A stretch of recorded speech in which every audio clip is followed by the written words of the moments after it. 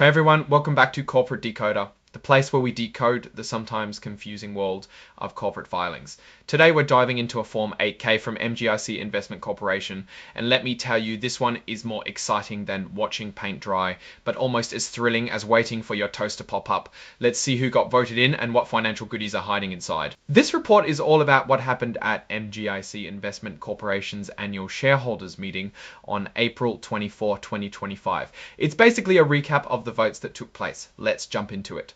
First up, the election of directors. These are the folks who are going to be guiding the company. The shareholders voted on 10 different people for the board: Annalisa M. Allen C. Edward Chaplin, Kurt S. Culver, J.C. Hartzell, Jodine A. Kozlak, Teresita M. Lohman, Timothy J. Mackey, Cheryl L. Scully, Michael L. Thompson, and Mark M. Zandi all got the thumbs up. It looks like everyone was mostly on board with these choices, with a vast majority of votes cast for each candidate. For Annalisa Allen, the votes in favour were 21,355, and there were 10,845, while 40,359. C. Edward Chaplin, Kurt S. Culver, J.C. Hartzell, Jodine A. Kozlak, Teresita M. Lohman, Timothy J. Mackey, Cheryl L. Scully, Michael L. Thompson, and Mark M. Zandi all got the thumbs up. It looks like everyone was mostly on board with these choices, with the vast majority of votes cast for each candidate. For Annalisa Allen, the votes in favour were 21,564 broken non-votes.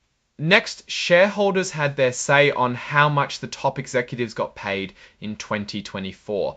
This is an advisory vote, meaning the board doesn't have to follow it, but it's a good way to gauge investor sentiment. The vote passed with 216,768,904 votes for, 1,663,435 votes against, and 229,055 abstentions, plus 10,823,564 broken non-votes. So most shareholders were okay with the executive pay packages. Moving on, the shareholders voted on the company's 2025 Omnibus Incentive Plan, which is a plan that dictates how to incentivize and encourage future performance, mostly by distributing company stocks.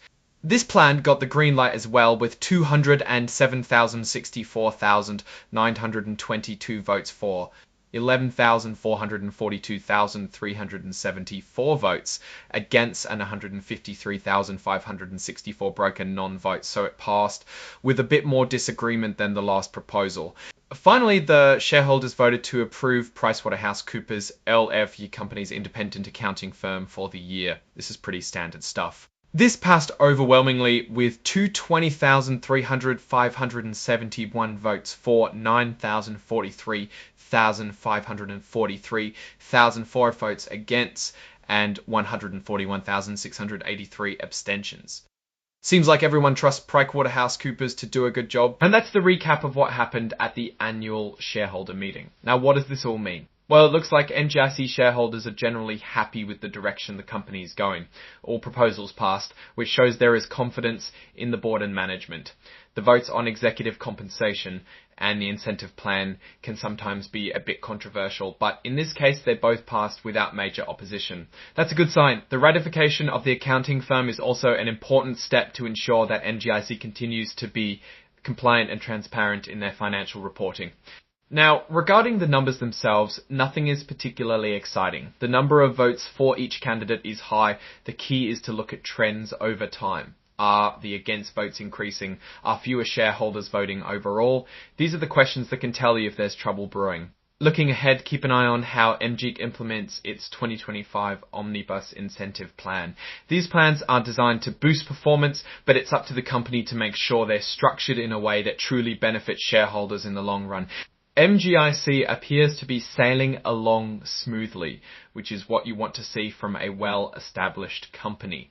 The votes indicate shareholder confidence. While risks are always present in the financial world, MGIC seems to be addressing them responsibly.